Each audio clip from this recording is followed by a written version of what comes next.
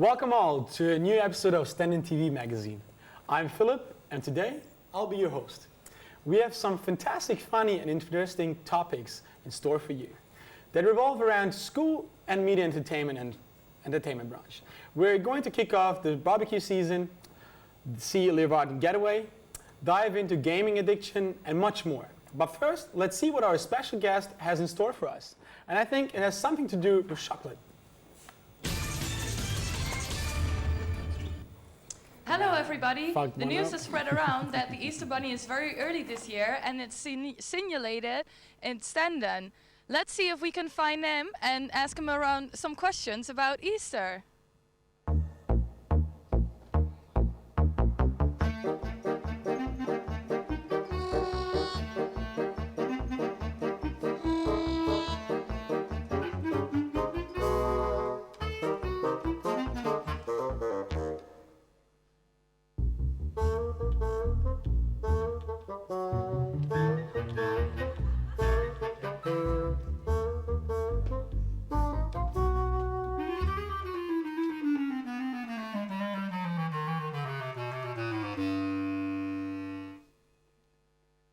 I have the feeling that the Easter Bunny is somewhere here and it went upstairs, so let me check it out.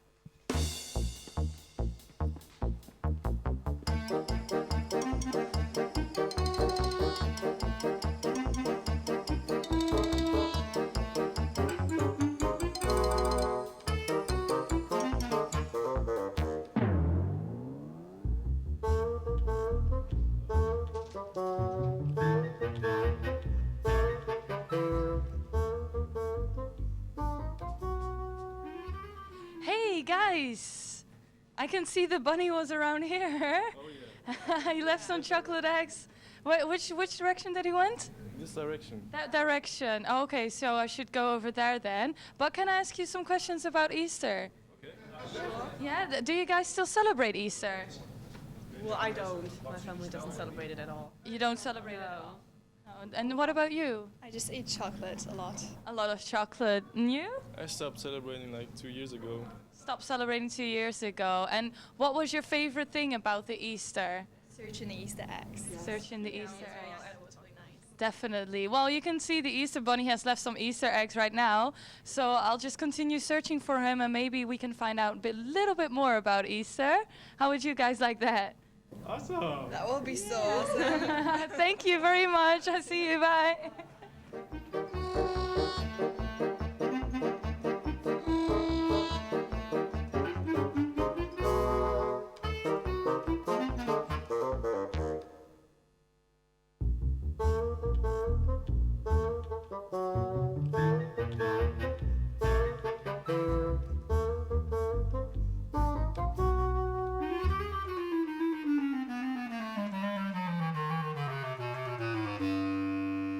Look at all these eggs, people. I must be very close right now.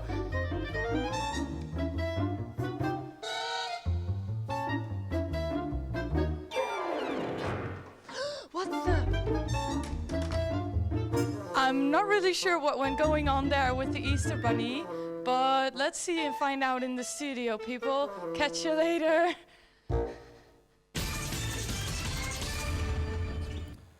Welcome back to the studio and welcome my special guest, the Easter Bunny. Hello, Hey, nice to be here. Nice to meet you too.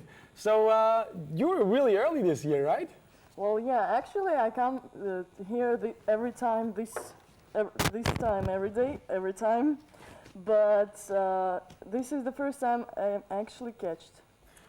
Actually, everybody knows Eastern, right? So a lot of people know what Eastern is. But maybe you can tell us a little bit more about the origin and where it comes from. Well, originally Easter is a religious thing, but through the years it became commercial and the Easter Bunny appeared. So here I am. Right, so that's how we know that every year the Easter Bunny comes, right? Yeah, but true. how does the connection come through, you know? I mean, church, Easter Bunny, I mean, still you're a bunny. Well, I don't really know, but I'm here and I'm bunny. I bring joy to people and eggs to kids. I think it's pretty good reason to be a bunny. So you're actually carrying all that eggs and chocolate and all that little present around the world. And Sure. what comes up in my mind is like, are you the only Easter bunny on this planet? Of course not. It's impossible for one Easter bunny to hop around the whole world. There are lots of different Easter bunnies, and in some countries it's not even a bunny. In some countries it's a cuckoo, in some countries it's just a turkey. Oh, okay, so it's more about a company with a lot of different animals, you know, Sure. sharing eggs and a lot of It's presents. like international company, shipments through all over the world. Okay, maybe a bit of a side. What are your special, activities during Easter? I mean, what do you do when you're done and afterwards? Well, I relax. What should I do like afterwards? Probably I start to prepare for the next Easter because that's my life. I'm an Easter bunny. That might be a lot of work, and I think it's really stressful. So it takes you a lot of time to invest in it and prepare everything right. True, true. It's like I have to prepare eggs for the kids. I have to prepare something special for the families because they also are waiting for something special this Right. Easter. What is your, let's say, best memory of Easter? No, what was special that you have had during your career? Maybe you have experienced something that we haven't experienced. Or did you ever go caught? Well, this is the first time I'm caught actually, and thanks for you students. The special thing, every Easter for me is special. I Right. just love to see the joy of the children who actually found my eggs and they're screaming, "Yay, Easter bunny, Easter bunny!" For me, when I was young, it was a special thing. But let's get back to that you got caught, right? So you were doing Yeah. something really suspicious. Well, I already told you that families also are waiting for something special this Easter. Okay. And they receive some special Easter eggs, if you know what I mean. So this year we're going to witness something else than usually. So maybe Well- something special for the adults this time. Sure, of course. It's always something special for adults. Maybe you just didn't get it. Oh, The okay. shipment didn't arrive. I mean, I'm always excited about Easter, and I can't wait to see what I'll find in my backyard this year. But I'm sure it's going to be interesting, very It's gonna exciting. be awesome. Thank you for being my guest. And you. we continue with Pac-Man, Mario Kart, and Snake, which brightened up every 90s kid's childhood. Over the years, games have evolved to a high-resolution entertainment. However, with the change over the years, games now also pose an unexpected threat to our society. Gaming addiction has become a serious problem in our society. Our reporters tried to show the effects of long-term gaming in the next item. Enjoy. Hey, and a big shout out to you in the studio. I was shocked by the news about game-addicted children and teenagers in the Netherlands. In 2011, roughly 260 children and teenagers were treated for a gaming addiction. By 2013, this number increased by 60% to 430 addicts seeking help. A disturbing fact is that some of these addicts are only 10 years old and play up to 18 hours a day. In order to find time for their playing, they neglect their social life and other duties, such as school and work. We were curious what it actually means to play 18 hours and what effect it has on the body and mind. Therefore, we started the 18-hour gaming challenge. We put 4 Stenden students in a room with cameras, playing video games, no rest, no sleep, but caffeine and junk food. I myself took on the challenge and was surprised by the result. But see for yourself. So here we are, ready to start up our 18-hour gaming challenge. I think at the end of the 18 hours, we'll be like dead or something. Well, I think it's gonna be fun. I've had some experience of doing an all-nighter, so I'm pretty excited. We're going zombie mode and gonna start the challenge of 18 hours straight playing video games right now. Round 1.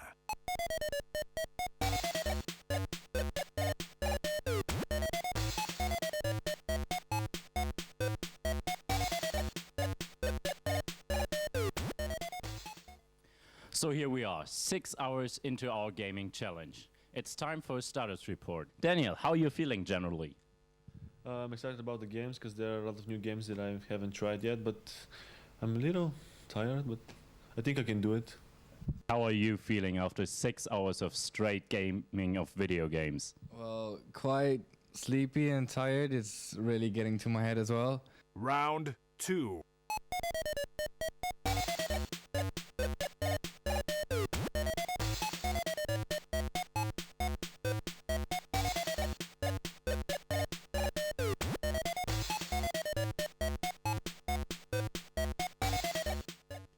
How long has it been now? 14 hours. 14 hours? It hurts. And Daniel, how are you feeling? I can still survive, but it's no longer fun. Game over. So as you can see, playing video games for 18 hours straight is both more devastating and exhausting as it might sound like. Since none of our participants made it to the full 18 hours of gaming, we can only assume that the symptoms of sickness and exhaustion would simply increase over time. It might sound like fun doing nothing but playing video games. However, the long-term effects are unexpected and the severeness of the symptoms can be unpredictable. So that's how the cookie crumbles, and with that, back to the studio. With us is Yannick, a 21-year-old MEM student that likes to game quite a lot. Welcome, Yannick. Hi, thanks for having me. So my first question would be, how many hours do you play per day? I don't play every day, but the times I do have a lot of time, I do tend to play maybe up to 6 hours. 6 hours a day? Not a day, but not like a day, but the times I do have, split it. I do sometimes play up to that amount. So my next thought is having 6 hours of game playing, maybe during the week or in between some days. I mean, you do have a schedule, you do have to do something. Mm-hmm. When do you play in between? I mean, after school, is it in the morning or during the night? Are there any special times? It's not usually during the school week. During the school week, I try to keep my stuff focused on school lessons. It's mostly during like the holidays or like on the weekend, especially this weekend. For example, Friday, I will try to, today I'll try to like play some video games. It's mostly early evening until midnight, and then that would be it. I mean, it's quite a lot, and you invest a lot of time in it, and somehow it has to attract you. And maybe you can give us a reason why does gaming attract so many people, and especially you? Well, for me, I consider it a pastime. It's a way of it's like watching a TV show. You experience another world essentially, and you get to see something happen, unfold in front of you. I never really play a single game in a day. It's mostly like a variety of games. Okay. And I hardly ever sit down just focus on one game. And that's why with the item, it's there's an exhaustion because they just sit down and doing like one thing. Yeah, the problem that we are facing, and that came up in the last couple of years with gaming, is that more and more teenagers and children are addicted to gaming. So literally, they really want and have to play. What do you think, as a gamer, causes these problems? I would say most of these addictions mostly evolve around online games rather than the single-player campaign games. Is because they usually have this role-playing aspect, and you have to build a certain amount of reputation online. So it's more about that you have to step by step to do something, and it continues like an endless story, right? Exactly, and then they want to be able to compare against their friends or compare against other people from around the world. So more challenging, right? Exactly, so they want to build a reputation, just like how we as humans want to have a reputation. Okay, have you ever competed in one of these games? No. But I know in real world people can make a lot of money from it, so I could see the appeal to practicing for extended periods. Yeah, but what is the thing that, like, I mean, there's one way of making money, but what I know as a non-gamer is that you have to buy items. Maybe you can give us some examples for it, because I'm really like don't know what kind of, you know. Okay, well, in certain games like RPG games online, you can buy certain items to change how your character looks, or to give the character special abilities, or unlock items faster. You can buy them, or you can't. So but it gets it further when you do. So there's an urge of buying these things and then like making it, you know. Would you ever compete in it after, especially seeing that item? No, because online games don't really appeal to me. I do play some, but the role-playing games online, I don't really play those. So you have your boundaries and rules that you made for yourself, and you stick to them, right? Yes, of course. Maybe you can give our young and most of the teenagers, which are your gamers, a little advice on the way. My advice would be to spread out your time efficiently. Don't sit down for hours, because sitting down for too long is unhealthy in general. Okay. So you want to split your hours throughout the day or throughout the week. All right. Yeah, don't focus too much on one thing. Thank you for being my guest and answering my questions. The popular opinion amongst many students is that Arden is a small town, and there is nothing to do to pass the small amount of free time we have outside of university. In the next item, we will show you around town and convince you that Leeuwarden is anything but boring. As a student at Stenden, you probably have assignments, close deadlines, and you're pretty stressed out. Perhaps you need to take a break. We know how you feel, so that's why we took the challenge to show you some of the things you can do around Leeuwarden. Obviously, you can always find something to do at night, but what about during the day? What do you like doing in your free time? I love to visit the library. Smoke weed. I'm going to the gym. Smoke weed. Football? Smoke weed. So here we have some future students, and they will tell us what are they doing in their free time. I play football, or I play with friends. Free time, hobbies? No way. Ain't got no time for that. Have you considered visiting the Arden? We're going to check it out now.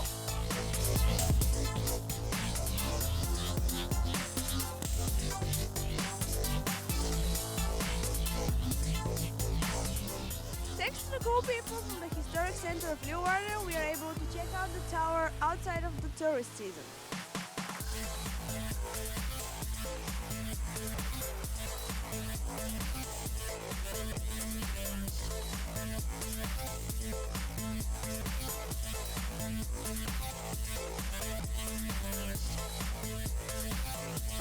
Oh well.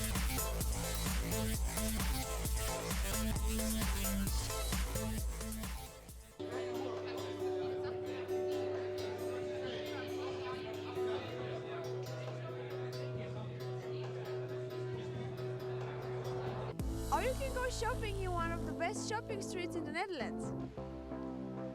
Or just go ice skating.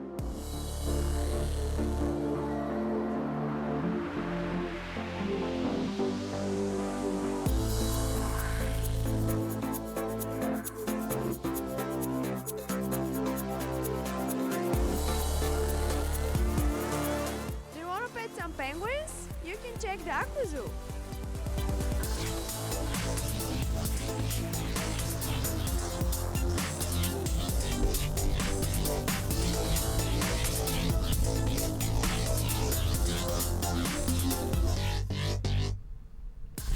And if you're still bored after all the suggestions, you can do what we do and have a picnic.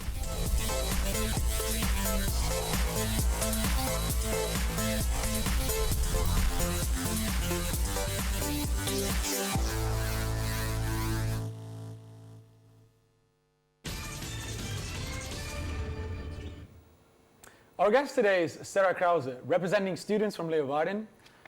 She really knows how to spend her free time and to enjoy herself in a smaller city like Leeuwarden. Hello, Sarah, and welcome. Hello. So maybe you can tell us a little bit about yourself first.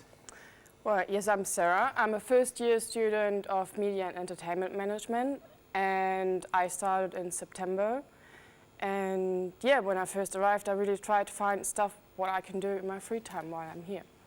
Okay, as I'm a second-year MEM student, I would really like to know, what do I have to do when I'm in Leeuwarden? And maybe I've missed out something in the first year. Okay. Well, especially when the weather is nice, Leeuwarden is a really, really nice place to be because there is a lot of green, a lot of parks. Close to the airport, for instance, the military airport, there's like a huge green park and there are lakes. You can go for a run or just for a walk or have a picnic. It's really nice out there. I actually was camping there as well, and it was a really good time. What is interesting, there's a huge military airport here based in the Netherlands. It's actually the biggest in the whole Netherlands, right? Oh, I didn't know that. So a lot of students doesn't even know that it exists, right? Okay.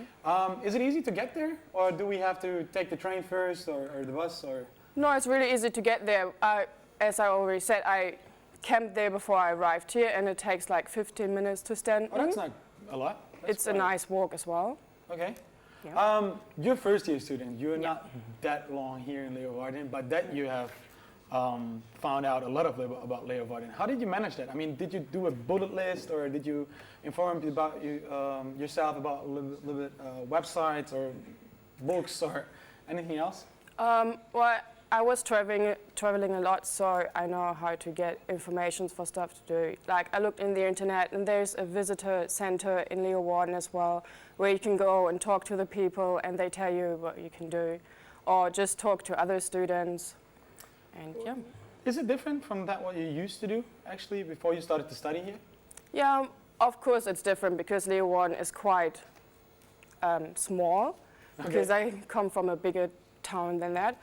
But where are you from? From Hanover in Germany. Oh, that's quite big. I've been there. Yeah, it's a bit bigger. But yeah, it's still nice to be here. You know a lot of people because it's smaller and you hang out in smaller groups and it's more fun. Everybody knows everybody. Yeah, right? you're more close. I would like to know, what is your special place? Do you have a secret for us? I don't think it's a secret. We already saw it in the item, like Rippelstierske. You can hang out there, just play games and have a coffee, and it's really nice to just spend your free time there. I mean, even that Leeuwarden is a smaller city. It's the cultural, don't let me lie now, European capital 2018, and has large events. Do you prefer these large events, or do you more prefer to be in, or stay in smaller groups and do something? I also like large events. In summer there was a free concert at a small lake as well, and it was really nice. A lot of people were there. That's fun as well, but I also like to hang out with my friends in a small group, just cook something together. As I know, as a media and entertainment student, that we have so much to do. Yeah. How do you have all this spare time to go to these places and enjoy all that? Well, you always have free time at the weekend. If you hurry up during the week, you can do something at the weekend. That's true though. Maybe a little bit more less partying and a bit more adventure. Maybe you can give us a little bit more information later on over the website, or give us some recommendations. I would like to enjoy it. Thank you for being my guest, and we continue. A group of students kicked off the barbecue season 2014 for you, perhaps a little bit earlier than you expected, but nevertheless, they were able to teach us a few great recipes. Good morning, goedemorgen, or guten Morgen. Welcome to a new episode of TKR TV. Today we're going to kick off the barbecue season 2014 a little bit earlier than usual. February we have the 15th, and for that of course we have to prepare our barbecue, so let's go. Here we have the barbecue. We just take some barbecue starter, paper, put the coal starter upon, add some coal, and try to light that thing up. Yeah, well, that looks good. We are going to prepare some nice and lovely chicken wings, some chicken breast, and besides we're going to do a pasta salad coming with rocket salad, some yellow tomatoes and mozzarella, as well as Parmesan cheese. For the marinade, we just take some olive oil, yogurt, some spice powders like curry and paprika, and to make it even nicer, we use fresh garlic and smash it through our garlic smasher. Done. For the vegetarians, feta cheese, some spring onions and pepper, some spices like curry or paprika, salt, pepper, olive oil, and then just wrap it up like this. Done as well. For our noodle salad, we just take a green pesto, put it onto our before cooked penne. We just add some olive oil again, as we usually do always. Then we go for our tomatoes. We cut it before, our yellow tomatoes. Just cut them in half. We add our rocket salad, some mozzarella also inside, and then our Parmesan cheese, like this, and some beautiful summer seeds, also like this, and then we just mix it with some salt and pepper. We start with the chicken legs because they're going to take a little longer as the breast.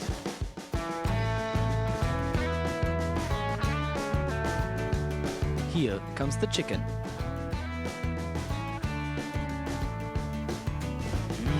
That looks good. So the meat looks really ready. Let's start with the chicken legs. Going to serve first. So these are our volunteers. Happy to get some food. Happy to kick off the barbecue season 2014.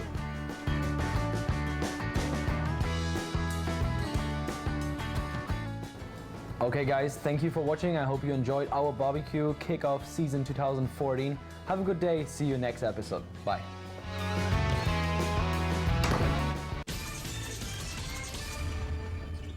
Hey again, with us is Albert Koy, the Master Chef of the Stenden Canteen and Hotel Restaurant.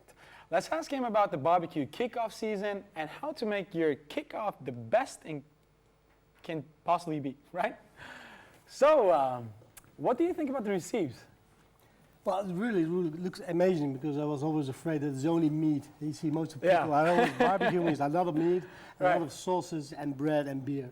And what I saw was really nice because they started with a nice salad, really beautiful, not only chicken fillet, because I hate chicken fillet for the barbecue. Okay, why is it so difficult to make the chicken fillet on a barbecue? Or is it? If you have something on the barbecue, it should be a little bit with fat, because fat has flavor and gets juices. Yeah. So if you have something what is really dry, like fish or chicken fillet, it's dry. So it's that's true. much harder to cook on the barbecue. Right. What about fish? Is fish also possible to? Well, the same for the fish is you need fat fish for that. Now, I think my favorite dish ever is unagi gabiyaki. Oh, okay. I've never heard of it. That's brilliant because that's eel, and eel, of course, here in Friesland, eel is famous. Oh, and of course, I learned from the Japanese kitchen the first time in my life. That was unagi gabiyaki. Wow. They cut it live eel when they're still alive, and they cooked it on the barbecue. And I changed the recipe from Japanese to Dutch and Frisian. Oh, perfect, nice. I really have to try that one. Another thing is the sides are also very important. I mean, sauces, the vegetables and all that. Could they have made something a little bit better? Yeah, well, what I saw is typical in a kind of Indian dish. It was like a chicken tandoori, and that's beautiful because it's been marinated in yogurt, curry, etc., etc. That's one kind of a style to make a barbecue, because you're going to marinate the fish or the meat first, and then you put it on the barbecue. Right. And then what I learned, and that's more my favorite, again, the Japanese, they first grill something on the barbecue, like chicken, but not the fillet, but the wings, or the wings, the parts of the chicken, and then they put it on the barbecue, and then they're going to glaze it with a sauce. Oh, wow, okay. That's much better because then the flavors of the barbecue get into the meat, and then you finish it off with a marinade.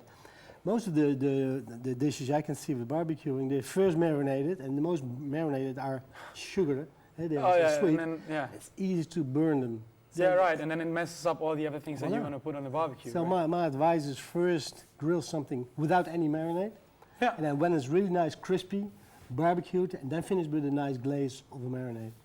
As everybody has witnessed in Leeuwarden and around Friesland, the weather has finally changed. We have more sun and the barbecue season can start. What is, of your opinion, the most important thing that we have to take into account when starting? A good barbecue? Of course, a good barbecue, and of course, no gas barbecue. Oh. Always charcoal, because you see a lot of in the shops as well, all those kind of barbecues. They're a couple famous, with gas or electricity. There's no barbecue without charcoal. That's the real flavor of the wood. Yeah, right. So and what I think is nice, because indeed the weather's changed, so it's really nice to start already on barbecue. It's not only for summer; you can do barbecuing the whole year long. Yeah, that's true. I mean, like, I've also barbecued in the winter and I love it, and I can't wait to do it again. Besides that, you're a professional chef. I mean, you know all the types of meat, and maybe you can give us a little advice which meat would be the perfect meat for a barbecue. Well, as I told you already, it's not a kind of meat, but it's the fat of the meat. Okay. The fat will give you this flavor, this juiciness in the meat. So I don't care what kind of meat, but is it fat? Or that's why hamburgers and sausages are so brilliant to make a barbecue. Okay, thank you very much for answering my questions and being my guest. And we continue with our next item. It's about the musical production, Hexen. We take a backstage tour and get the opportunity to talk to the director and and the dance coach. This will give you a small impression about what is happening backstage and what the production process of a musical looks like. So let's have a look. Hello everyone, we're here at the Music Center in Snake to get a small impression of the next musical production, Hexen. So the musical school Must is currently working on their 5th official production, based on the story of Wicked and the Wizard of Oz. The musical school is meant for young people with a passion for musical, to give them the opportunity to shine in a real musical. I myself will be playing Elphaba in this musical, and before I start rehearsing, I'm gonna give you a little tour backstage. Luckily I got the opportunity to speak to the director. Unfortunately it has to be in Dutch, but we'll put subtitles. Hoe maak je van zo'n grote productie van Wicked een kleine productie voor Must? Nou, eigenlijk is het niet zo'n kleine productie. Want Must heeft natuurlijk ook een bezetting van 70 leerlingen. Jij bedoelt, denk ik, zo'n grote, dure Broadway-productie met alles erop en eraan. Ja. Ja, met je eigen fantasie probeer je met eenvoudige middelen toch het mooie te bereiken. En de muziek en de zang en de spelers doen het 80% en de rest is decor en kostuum. En misschien is het in Broadway of in Londen is het 50-50.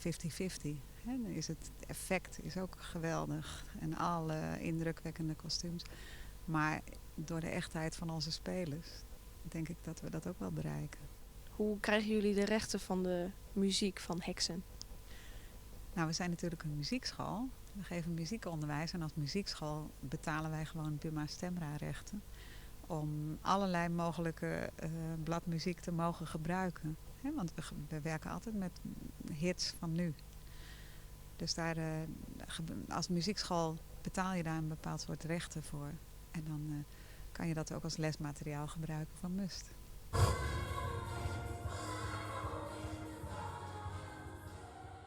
Right now I'm here with the coach, the dance coach, Raymond Guzman. So you've done professional shows and then this is a small production. So what's the biggest difference between those two?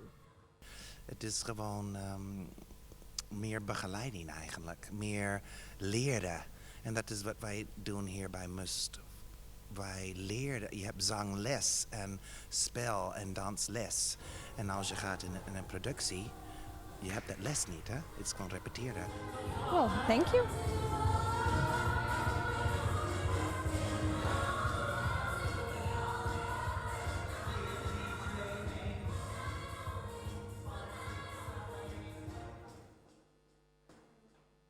So now you've seen a little bit of what's happening backstage. The performances will be on the 12th, 13th and 15th of April. Tickets are still available.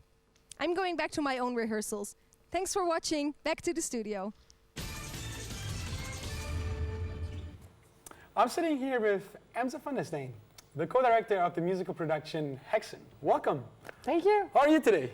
I'm fine. I'm absolutely fine. The sun is shining, so I'm happy. Yeah, perfect. Makes us really, really happy. So maybe you can tell us a little bit about the production phase and it's a musical school Must, and it's for young people who are excited about musicals, and you can learn all the 3 disciplines like singing, acting, dancing, and then at the end of the year you make a production, and this year it's Hexen. You also know Must, right? It's a musical school, and my question would be like, when did it start? When was it founded? I think it was in 2007, but it was very different. So really, it's early stage still, right? Yeah, but in 2007 it was really different, like how it's now, because it was small and there was only 1 group, not 3 groups like it is now. So everything was smaller. And maybe you can tell us a little bit more how it changed over the years. I mean, well, at the first year there only were first years, so you can imagine that if you only have a group of first years, you don't have all the others. So it's a small group, so then you have like 20 students or something, and so it was quite different. You had a small part. What you do a lot is you produce musicals, right?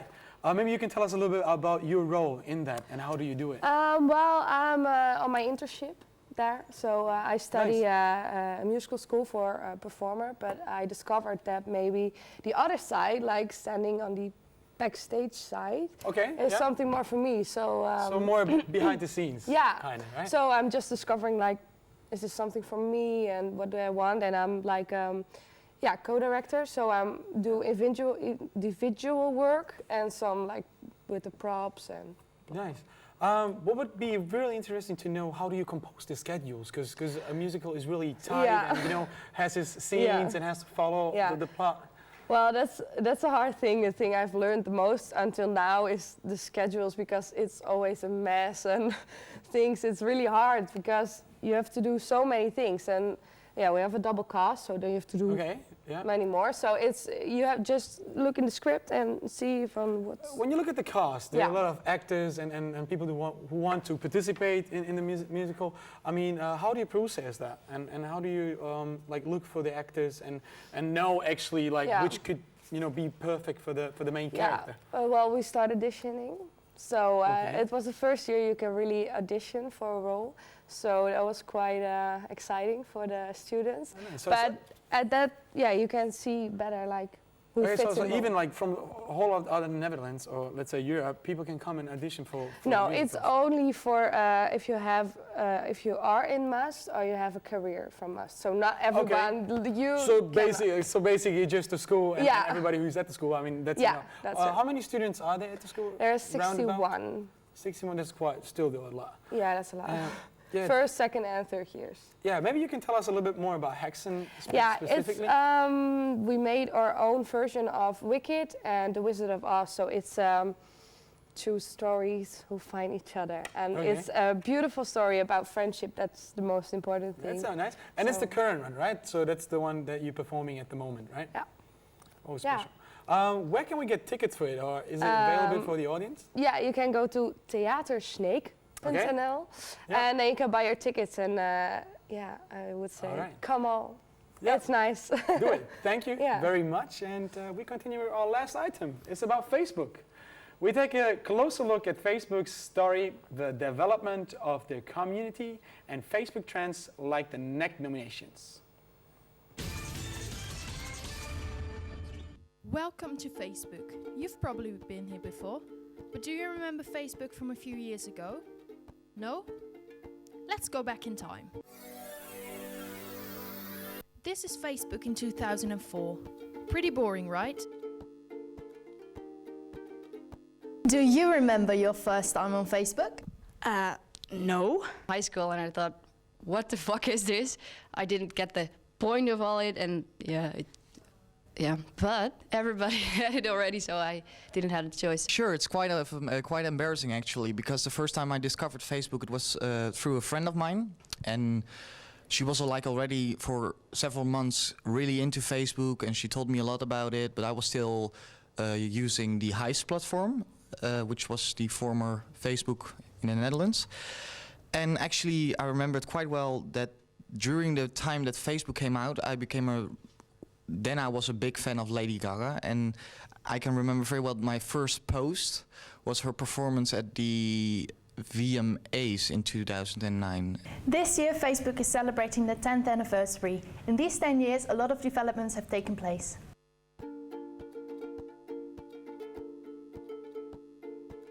In 2004, Mark Zuckerberg started the Facebook.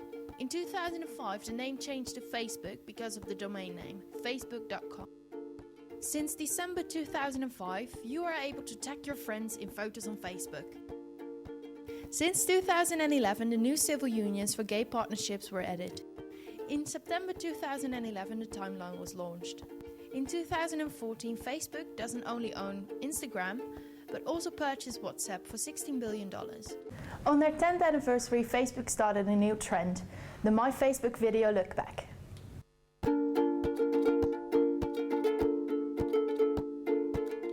Why does it take forever for girls to get ready? Selfie. I wanna. Why do girls take forever to get ready? Selfie! I don't want to do this anymore!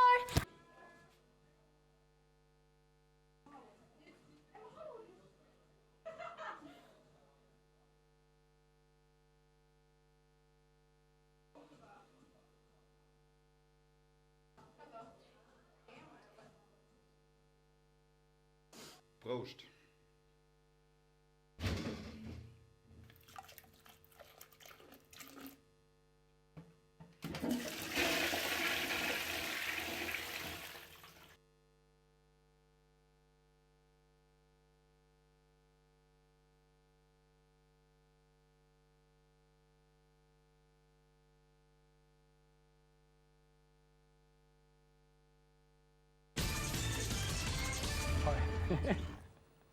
Rivas is Jar Harmsen, the module coordinator of media operations here at Stenden. I'm going to ask him some questions about Facebook. Hello, Jorn. Hi. So my first question is, why do you use Facebook? Why do I use Facebook? It's like, for me, I use it as a timeline backup of things that happen. Yeah, so right. if I see something that happens online, I put it on my timeline. Yeah. So when I go back right now, I can see really the timeline of things that happened, but also with photos and stuff that happened. I mean, even of I don't have to save it on my computer. It's on it. Yeah, I mean, like I'm not using it for posting my complete life online. yeah, right. I mean, it's always up to everybody how much they share of their life. How come that you're so interested in like social media and quite a bit like events? Is there any? Well, I'm interested in it also because of the business I'm in, the Yeah, online right. media, new media, etc. So I'm always interested in what's new. So what's next? So Facebook is kind of becoming old. So what's next? Yeah, right. It's always the next step. And all the social medias, and why do people add stuff on it, and all the back office of Facebook also with all the data and the big data things that are going on that part is also very interesting to see. Yeah. What would you say? When is it appropriate to use Facebook? Are there special times where you could say like, all right, I'm at the wedding, let's take a selfie. That would be appropriate, or there? Depends on the person that makes it and puts it online. It's not something that you have to do. Yeah. Some people like to share everything. Yeah. Why they want to share it, that's more the question. Why do you share? Why do you put stuff online and put it on Facebook? You mentioned also the aspect of what is the next, what comes after Facebook, or what is Facebook going to do? We saw them buying WhatsApp, we saw them buying Instagram. So what do you think from a professional side is going to be the next step that Facebook might come out, or the next innovation? Yeah, what's going to be new? I don't know. They bought WhatsApp, they bought Instagram already, and they're using it for data collection, pretty much as Google is doing. Yeah. And with all that data, and they can see with photos where you are, what you did, etc. And they can analyze a photo from that background, what you were doing at a certain day. So they can use that data and transfer it to very specific advertisements of what you want to buy. Right, so it's from a marketing perspective, it's really interesting, and I mean, information is really profitable for a lot of companies, right? Yeah. What do you think about the trend about this neck nominations? I mean, I've seen several people on Facebook posting these videos, you know, chucking beers from wine bottles and eating even chicken heads. What a guy did in Australia. It's a trend. As every trend, this one will also pass. In the early days, you had also beer bongs, etc. This is something for now. People want to get attention, I think. Yeah. And you had planking at some point. That's also faded away again. What's the new thing? I don't know. Yeah, I mean, like it's becoming viral, so people think, well, it's done already. What a lot. I mean, through also the likes, like I mean, that's like the main purpose why people, or a lot of people use also Facebook, is to get this attention, right? What would interest me, and also part of our audience, is what has been your first experience with Facebook, or how was it to experience like Facebook? Oh, I mean, when you think of back in the days when it was new. God, I don't even know when I. Okay, it's even hard for me. I created a Facebook account, the same as Twitter. Yeah. Do I use it? Twitter? No. Do I read it? No. I think there's also Facebook? a difference between American use of Facebook and Twitter and European use of Facebook and Twitter. It's global. Yeah, okay. I mean, like, when I was in America, it was, you know, the police also use Twitter, so, for example. And here, they use it less. But maybe I'm wrong at that point. Nevertheless, thank you very much for being my guest and answering my questions. Don't forget to get a ticket at Hexen's. Well, this was Stenden TV Magazine for this week. We hope you enjoyed the show. Have a great weekend, and see you next time.